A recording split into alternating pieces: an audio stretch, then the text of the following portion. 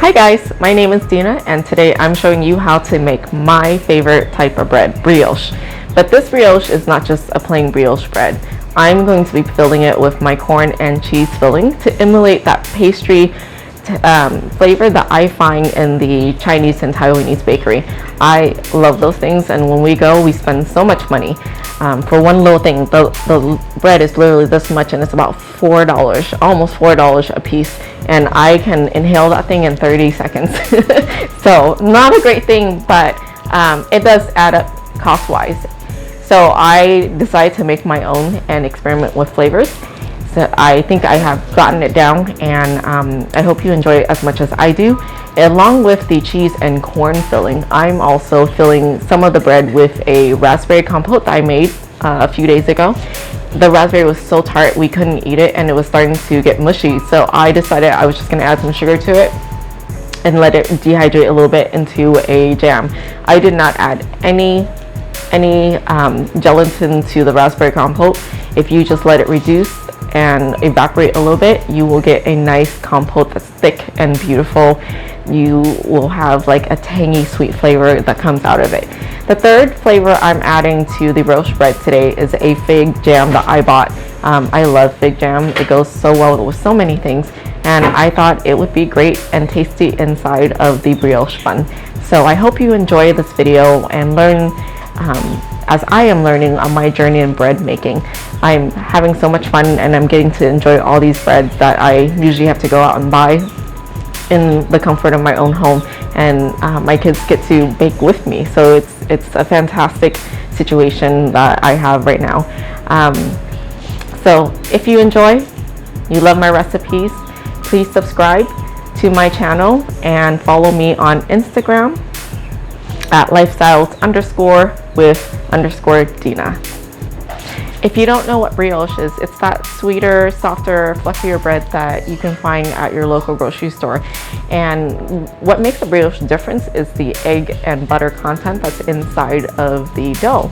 Usually loaf bread only has water, yeast, and bread flour, but a brioche bun has milk, butter, and eggs. The milk and eggs make the liquid portion of it, and the butter adds that like savory, buttery, soft, sweet texture to the brioche. Hey guys, so today we're going to be making my brioche corn and cheese bread, but I won't be using all the dough for just the corn cheese. I'm also going to be using a fig filling and a raspberry compote that I made, and make some sweet bread out of the same dough. So you can definitely do that. It is so versatile, so nice, soft, and chewy. For the dough itself, you'll need 3 cups of flour, and I am using bread flour because it has a higher protein composition, and the higher protein composition allows you to create a really nice chew on the bread. It also makes it easier to build up that gluten for that nice stretch that you see when you pull bread apart. I'm also just using a butter knife to level off my flour since I'm not measuring it by grams today. Okay. To the flour, we're going to be adding some bread machine yeast or instant yeast, rapid yeast, that doesn't need to be bloomed beforehand. So we need about a tablespoon of the instant yeast. It certainly has made my life a lot easier to have this yeast. It's so handy, and I don't have to worry about making a mistake with the bloom. And then to the yeast flour mixture, we're also going to add sugar. So I'm going to start with 2 tablespoons of sugar. I'm just going to use the top of my dough mixer hook to mix the ingredients together, just like that. Just so that they're well distributed and incorporated, so that when you add the liquid mixture, they're not going to clump together in one spot. And that could totally ruin your yeast dough. Now that we have our dry ingredients in the bowl and they're well incorporated with one another, we're going to go ahead and begin adding the liquid mixture. So I'm just going to attach my dough hook to the KitchenAid. All right. Make sure it's secure so that it doesn't go flying around. We're just gonna lock it in place. That's your safety mechanism. The first liquid that I'm going to add is the milk and water combination. I have here a quarter cup of water and also, a quarter cup of milk and 1/3 cups of water combined together. That equates to 170 grams of liquid that I'm adding to my flour mixture to begin the mixing process. So I'm just gonna turn this on to stir and slowly add in my milk and water combo. I actually heated up my water and used cold milk from the refrigerator, measured it out, and then add the hot water to the milk to warm it up a little bit. The warm temperature of the milk and water combo will actually activate your yeast. And it's starting to come together. It's a little dry, but we also need to add 2 eggs to this mixture.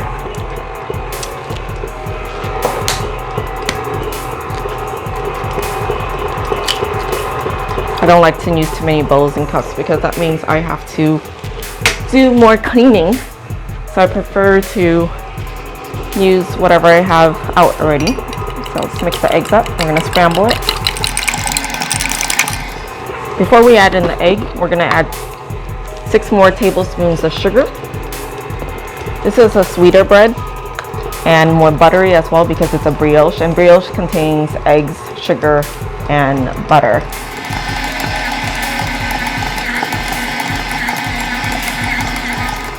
Okay, now slowly add in the egg because you don't know if you need the entire mixture of eggs or not. Even if you don't use it all, you can use this egg mixture to brush the top of your bread later on before baking to create that shiny gloss that brioche have. So I added just a little bit, check it out, make sure it's mixing together well. The dough is still a little dry, so I'll add a little more. It's starting to come together and I can see lots of wet spots. So I'm going to let the dough keep mixing. Add just a little more. While that's mixing, I'm going to grab a spatula because I need to kind of scrape down the side of the bowl just a little bit. The reason for that is because I want the ingredients to be well incorporated. I can see that the mixture is quite wet, but it's not coming together very well yet. If you keep mixing, it will. And we're just watching because we don't want to over wet the mixture. Then you'll have to balance that out with more flour and it can become quite a headache. So a little bit goes a long way. I'm going to increase this to 2 and let it do its thing. Get this dough to come together before we add the butter. Now, if you don't have room temperature butter and it's coming straight from the fridge, you can actually warm it up a little bit. We're going to need 4 tablespoons of butter added to this mixture. My butter is cold, so I'm going to go and warm it up while the dough is coming together.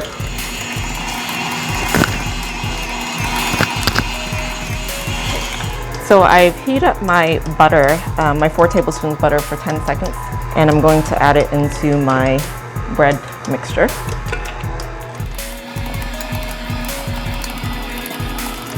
Look how much the dough has changed just by adding 1 tablespoon of butter. And note that I did not use all my egg. The dough is going to separate from the butter because you're introducing fat to something that's tight, and it usually doesn't come together. It just needs a little time to get massaged in there. I see that the bottom is a little stuck to the bottom and it's not being incorporated very well, so I'm going to lift this off and just scrape it up a little bit to help the batter move along.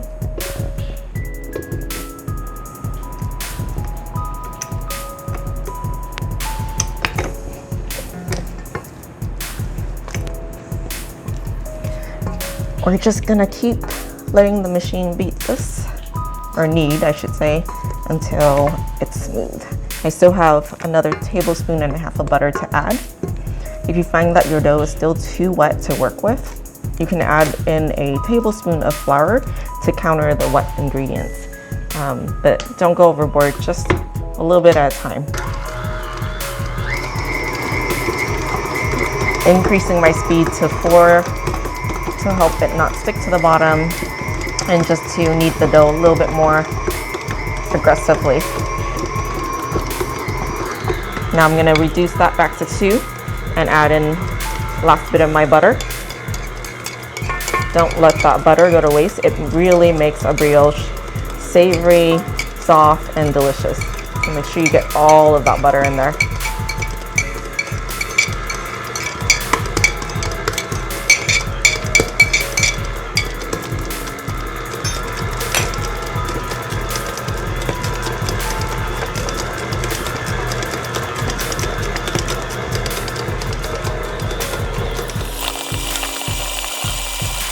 It's okay that the dough sticks to the bottom of the mixing bowl. It can be a little tacky, and that's perfectly fine. You've got butter in there, so when you actually work with the dough later after resting it and proofing it, it actually won't stick to anything, including your hands. So right now we're gonna build up the gluten. We're gonna let this go for about 12 minutes. So the dough has been mixing for about 5 minutes now, and it's starting to come together really smoothly. You can see that it's left a ring around my bowl. I've reduced the speed a little bit to 2. But you want to keep, if you're doing this by hand, just keep kneading until the dough comes together and it's really smooth. You have to do a lot of kneading because what you're doing is you're building up that gluten to create your soft, fluffy dough, to build structure to it in order for it to proof properly, so that it doesn't deflate when you're baking. And don't worry if the dough feels tough. That's what you want. Once it sits and relaxes for a few minutes, the texture will be soft again. It won't bake hard like the way the dough feels.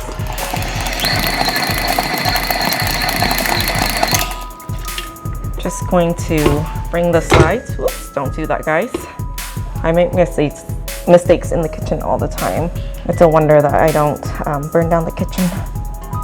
So I'm just gonna scrape these down because they don't seem to be moving away from the bowl and attaching themselves to the main dough. And I wanna make sure that I don't lose any of this goodness. It smells so good, guys. All right.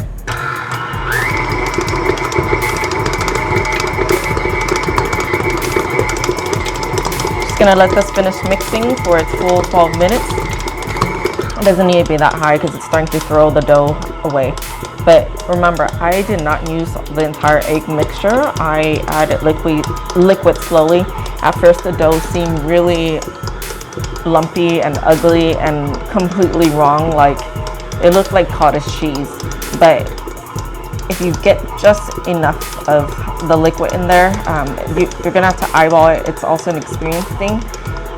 And trust that it's going to come together. If it doesn't and it's still really sticky, you can add in a tablespoon of flour later. A little bit really does go a long way. My dough is nice and smooth. It should be about 12 minutes now. I don't have a timer on today, but you can tell when the dough starts to form a beautiful smooth texture, and it's staying pretty well on the dough hook. We're going to be kneading this again after we let it rest a little bit. I just want to pull it down, cover it up, and wrap it up with some plastic wrap for 15 minutes. And we'll be right back to knead it again soon. You don't even have to do anything special. You don't have to wrap it into a ball or anything. Just let it rest. That's what we're trying to do. Cover this up with saran wrap. I'm gonna go grab some.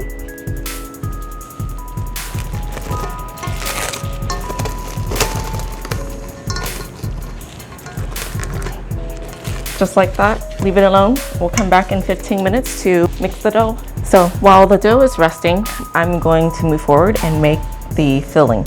So today I'm going to be making a corn cheese filling like the Taiwanese bakeries that we have here in the Bay. It's one of my favorite breads to eat along next to the onion, cheesy garlic onion bread, which is so savory. I really like my savory breads. So I'm gonna be using sweet corn from a can. You can use fresh corn if you want.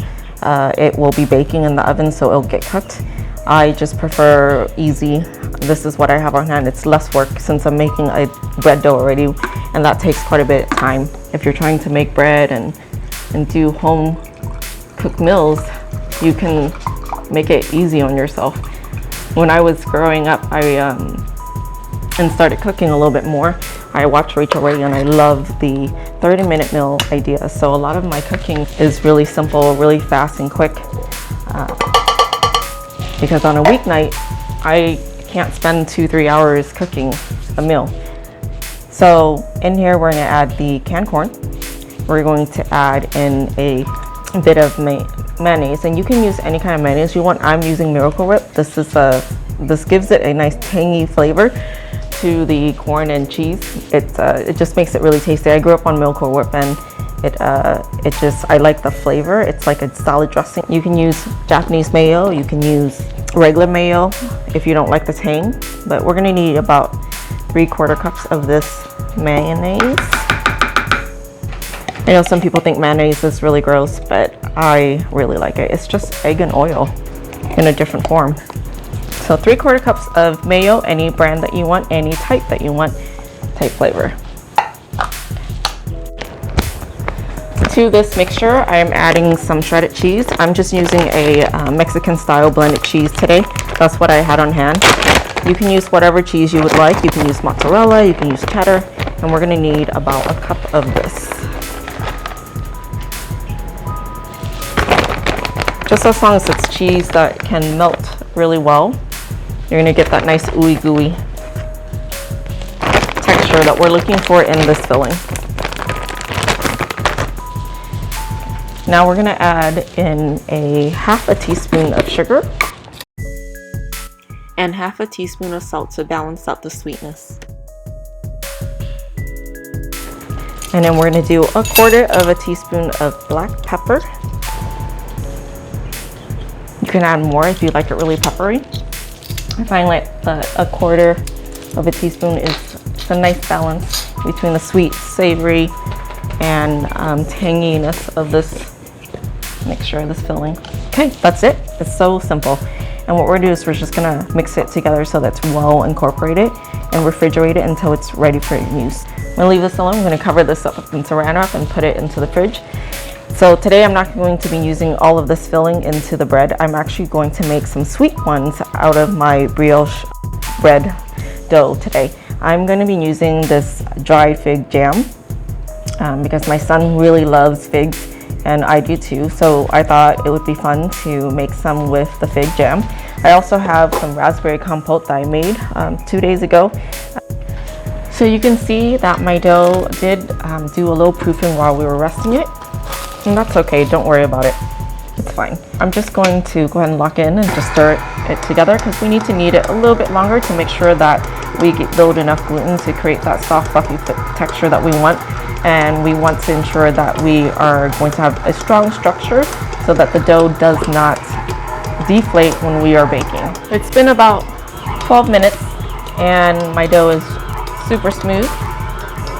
I'm going to stop it and let it finish proofing. You can see it has nice structure. It's not just falling off. It did break apart because my dough is a little bit drier today, and that's okay. It'll be fine. It's if it was lumpy and really, really dry, then I would be concerned, but it looks really good, guys. So, safely remove this. I always forget and I leave it on there after it's been mixing for a while. It's really tight, see? And so I forget and I leave this thing standing and it falls down crashing all the time. Put this together into a beautiful ball. So just pull. When you're pulling later on the individual pieces, you're also pulling from the top and down to the bottom like this. And you're gonna get a beautiful, nice clean shape to rest the dough. And I just kind of squeeze the bottom like a big giant bowl. And that's it. We're gonna let this nice smooth dough rest for 50-60 minutes or until it's doubled in size, 1.5 to double the size of its original. So it's gonna come up to about here when it's done proofing. I'm gonna wrap this up in saran wrap nice and tight to prevent any air from seeping in there and drying out our top layer. If the top layers dry out, it's not going to rise properly. We're also going to cover it with a kitchen towel because it's going to help trap in heat. The heat's going to allow the yeast to double our dough. I'm just going to place this into a warm, sunny place for about 60 minutes, 50 to 60 minutes. I'll check on it about 30. Sometimes it rises faster on a hot day. So pick a really nice warm spot for it. My dough has risen 1.5 to 2 times larger than the original size. So it's time to shape the dough and let it rise one last time before we fill it with our delicious filling.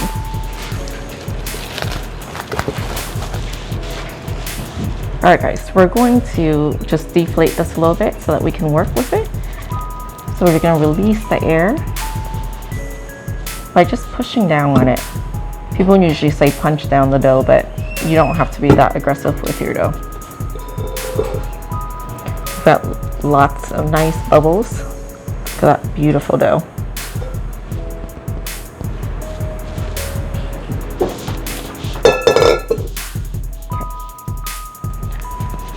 Work it into a beautiful smooth ball again so that we can divide this into 12 somewhat equal pieces.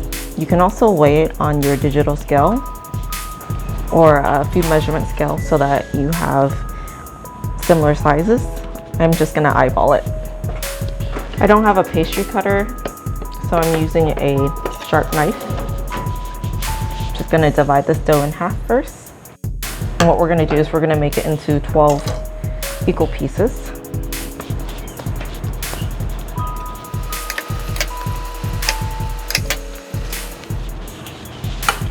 So I like to have everything and then in thirds, and that will give me a nice even number of 12. I remember first time working with yeast and being so afraid of it just because, you know, you have to let it bloom and rise. But now it seems so simple, so more practice. So what I'm doing now is I'm going to actually shape it into a ball because after working it and getting some of the bubbles out, we've got to let it rest so that the gluten can relax, and then we can shape it into our little knots so that there's a place for the filling. This recipe is great because you can also make just regular dinner roll with it, and you will be able to please your family with brioche dinner rolls. Nice and light, sweet, fluffy, buttery. You can make it into hamburger buns and make a brioche burger bun. You see big bubbles, just pop them out. You can use the tip of your knife to also pop them, release the air. Again, I'm pulling from the sides down to the bottom, and it kind of comes together like this, like a little bun bao. And just pinch so you have a smooth surface on top. The benefit of measuring these out in grams so that they're similar in sizes and weight is to have very uniform looking sheets of pastry. We're just eating these at home, so it's not a big deal to me. So we're going to cover these up in plastic. Just let it rest for 10 minutes.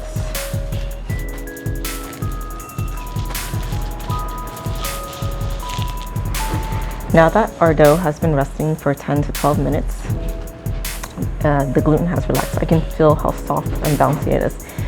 We're going to roll it out into little logs, and these little logs are going to turn into little knots, and these knots, we're going to allow them to rise so that we can create the shape for our bun. So you're just going to roll it just like this. We let the gluten relax so that we can actually manipulate the dough. And you're going to be able to work the dough now that the gluten is relaxed. You're going to be able to stretch this little guy out and then create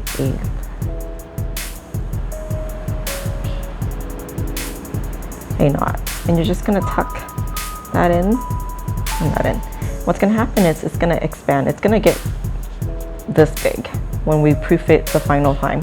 This little crevices here is going to become the part where we put our filling in.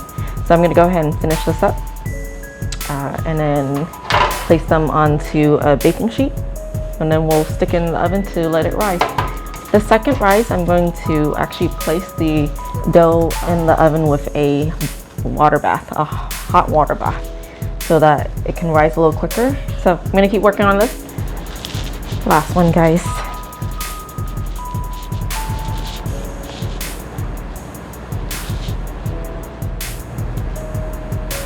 I'm just pinching it together.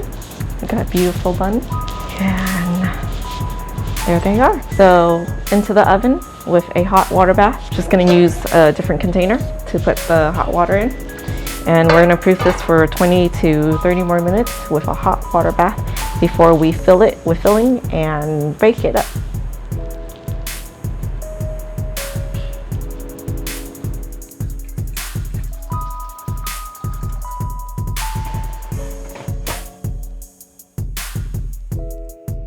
They are so cute and fluffy.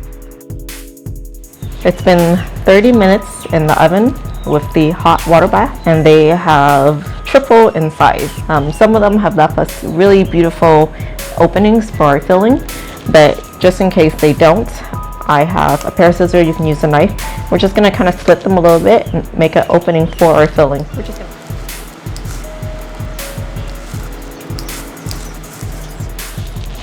We're gonna bake these guys in the oven at 350 for almost 20 minutes until they're golden brown. So anywhere from 15 to 20 minutes, just depends on your oven. If you come up with a better way to add the filling, go for it. This is just my way of doing it. So brush all of them with the egg wash. Again, it was leftover egg. If you don't have any leftover from the dough this morning, then just crack an egg, mix it with a teaspoon of water, and then brush it around the bread. It's gonna give it a really beautiful golden brown. And I'm just brushing around the edges, not the center, because we don't need it there, as our filling will be there. They can be refrigerated and then heat up again in the morning in a toaster oven or a air fryer on the warm setting, and they are good to go. They're so good. Warm with some coffee. So I'm gonna do 4 with the corn filling, 4 with the fig filling, and 4 with the raspberry compote that I made. I'm gonna put in a tablespoon of filling. I'm just gonna push it down, get it in there. If you are using the corn filling, it should be the perfect amount for this 1 dozen recipe. I'm gonna have quite a bit of leftover, but what I'll do is I'll freeze it. We love corn and cheese. You should preheat your oven to 350 to get it ready. By the time you're done with the filling, hopefully the oven will be warm. I'm excited to try the fruit preserves and compote. You can definitely add cream cheese to the fruit preserve ones, and it'll taste just like a Danish. My oven's almost ready, so just let these guys hang out until then. As soon as the oven gets the temperature, we'll put these little guys in for 15 to 20 minutes. Just depends on your oven. My oven runs a little hotter, so it won't take me the full 20 minutes to cook them. You know your oven. Almost there. We're at 316 degrees right now. So when we come back in a little bit, they will be baked.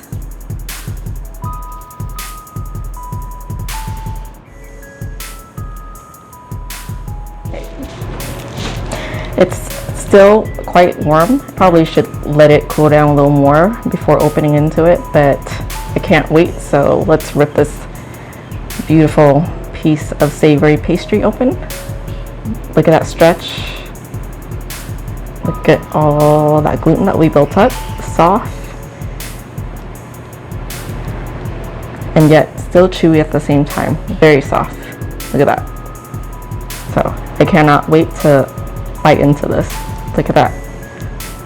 Ooey gooey cheese, mayo, corn. I prefer the savory one. The sweet ones are for my son and husband. They really love their fruit. So you can make a little bit something for everybody. Thank you so much for joining me today. I hope you enjoy this video tutorial on how to make brioche in different flavors, and that you support me by subscribing to my channel and following me on Instagram, and recipes are available on my website. Thank you, and I hope that you practice in your kitchen and become the master chef of your own home. Until next time.